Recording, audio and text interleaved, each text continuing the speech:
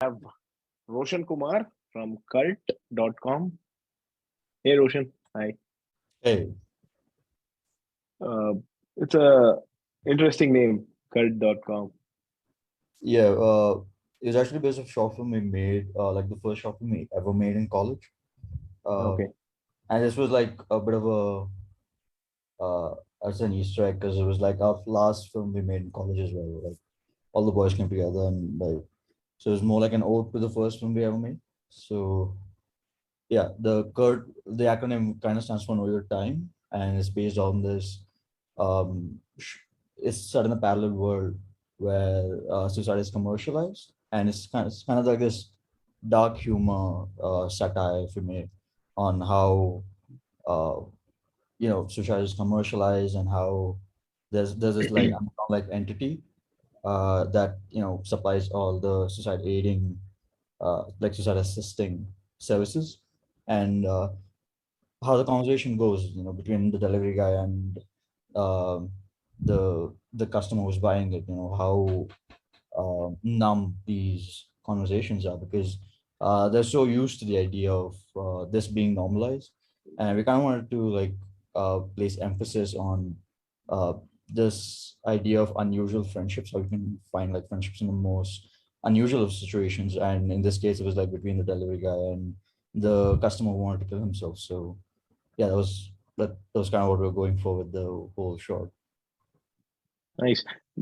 How did you balance between the darker aspects of the storytelling with any, potential moments of hope, humor, redemption that might Uh, come across while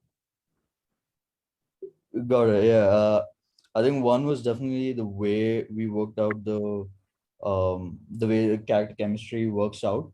I remember me and the cinematographer, Adyaman, we spoke very clearly that we do not want the two characters to be in the same frame for half of the movie, like till they make that connection, right? And even there, the pacing, we try to go with something that's not as rhythmic as we would want it to be, so that things feel a bit off.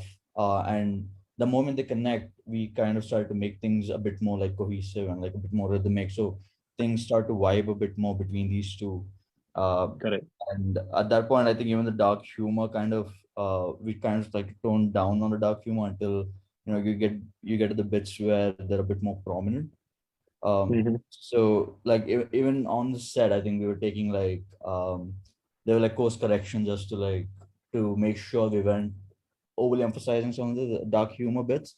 Like we wanted to still showcase the empathy here and there, but it should like we didn't want the dark humor to overpower any of the bits that would cause this rift. What we're going for. Nice. What was the inspiration to create a film centered around such a unique, thought-provoking concept of a world where suicide is commercialized? It's almost like unheard of. Uh, I think it began as more of how the conversation would look like between like a delivery guy and a customer, and how stale most of those deliveries are, like most of those conversations are.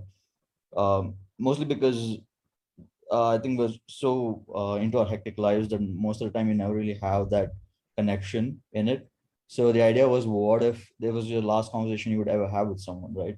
Someone who's committing suicide, and you would still get the same response from someone because as a delivery guy who's delivering all these suicide aiding services to like every single person, and it's your life every single day, you're so numb to these things.